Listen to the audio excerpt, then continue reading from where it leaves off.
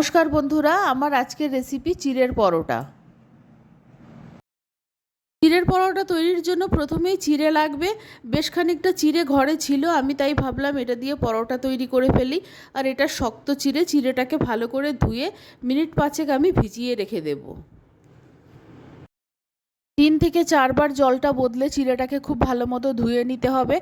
আমি এখানে 300 গ্রাম মতো চিড়ে নিয়েছি। আমার এই ভিডিওটা শুরু থেকে শেষ পর্যন্ত একটা লাইক দিয়ে দেখার অনুরোধ রইল।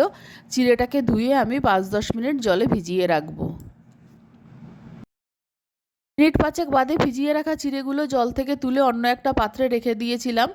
আর চিড়েগুলো এখন খুব নরম হয়ে গেছে আর ঝুরঝুরেও হয়ে গেছে। এখন একটা মিক্সিং জারে আমি 5-6টা কাঁচা লঙ্কা নিয়ে নিলাম আর চিড়েগুলো দিয়ে দিচ্ছি। চিড়েগুলো কতটা নরম আর ঝুরঝুরে হয়ে গেছে তোমরা দেখতে পাচ্ছ। এই চিড়েগুলো আমি মিক্সিং জারে একটু পেস্ট করে নেব। একদম মিহি পেস্ট হবে না, একটা মণ্ড মতো তৈরি হবে, তখন নামিয়ে নেব। আর এখন মিক্সিং জারে একটু আমি জল দেব না, জল ছাড়াই চিড়েটাকে পেস্ট করতে হবে। চিড়েগুলোর একটা মণ্ড তৈরি হয়ে গেছে, এখন বাকি চিড়েগুলো আমি ব্লেন্ড করে নিচ্ছি। সব চিড়েগুলো ব্লেন্ড করা হয়ে গেছে, এখন বাকি উপকরণ মিশিয়ে দিচ্ছি। আন্দাজ মতো নুন নিয়েছি, 1 চামচ জোয়ান আর অল্প কসুরি মেথি দিয়ে দিলাম। কারি পাতা কুচি দিলাম, তোমরা এখানে ধনে পাতা কুচিও ব্যবহার করতে পারো।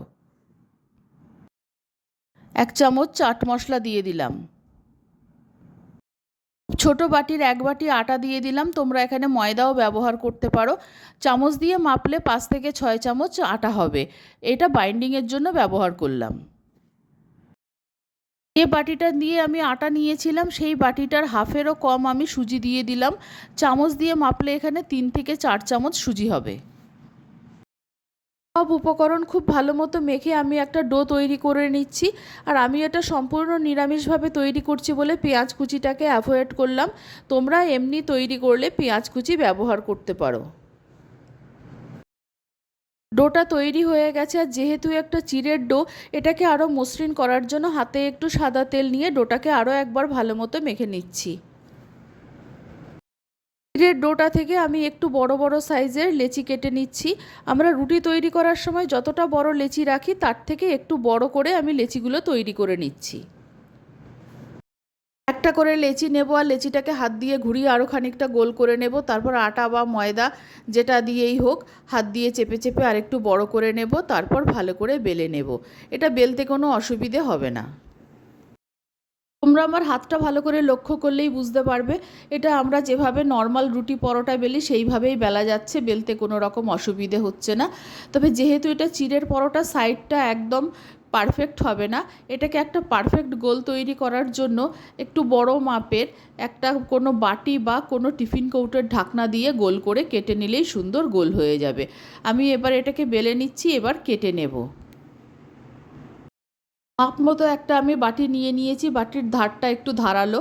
এই বাটিটা আমি মাঝখানে বসিয়ে এবার আমি পরোটার সাইড থেকে বাড়তি অংশগুলো আমি তুলে ফেলে দিচ্ছি, তাহলেই একটা সুন্দর গোল পরোটা তৈরি হয়ে যাবে। গোল করে কাটার পর ধারের এই বাড়তি অংশটাও ফেলবো না, এগুলো দিয়ে পরে আবার পরোটা তৈরি করে নেব। এবার এই পরোটাটা কত সুন্দর হয়েছে আমি তোমাদের দেখাচ্ছি। একদম পারফেক্ট একটা সুন্দর গোল পরোটা তৈরি হয়েছে। এইভাবে আমি সব পরোটাগুলো তৈরি করে নিচ্ছি। পরোটাগুলো বেলা হয়ে গেছে, এবার ভেজে নেব। গরম করে নিয়েছি, এবার পরোটাগুলো আমি প্যানের মধ্যে দিয়ে দিচ্ছি। পরোটাগুলো আগে রুটির মতো এপিট ওপিট ভালো করে সেঁকে নেব, তারপর তেল, ঘি, বাটার যেটা দিয়ে ইচ্ছা তোমরা ভাজতে পারো। আমি সাদা তেল দিয়ে ভাজবো। আমি পরোটাগুলো খুব ভালো করে এপিট ওপিট করে সেঁকে নিয়েছি। এখন সকালবেলা টিফিন দিতে হবে, তাই আমি একসঙ্গে 3টে পরোটা দিয়ে দিয়েছি।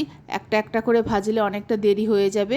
পরোটাগুলো ভালো মতো সেঁকা হয়ে গেছে, এবার আমি ওপরে সাদা তেল দিয়ে দিচ্ছি। পরোটাগুলোকে এপিট ওপিট করে উল্টে তেলটাকে আমি সব পরোটার গায়ে খুব ভালো মতো লাগিয়ে দেবো। এমনভাবে এপিট ওপিট করে উল্টাবো যাতে সব পরোটার গায়ে ভালো মতো তেলটা লাগে। আর আমি একটু কম তেলই ব্যবহার করছি। তোমরা তোমাদের পছন্দ মতো তেল, ঘি বা বাটার ব্যবহার করতে পারো। এইভাবে আমি সব পরোটাগুলো ভেজে নেব।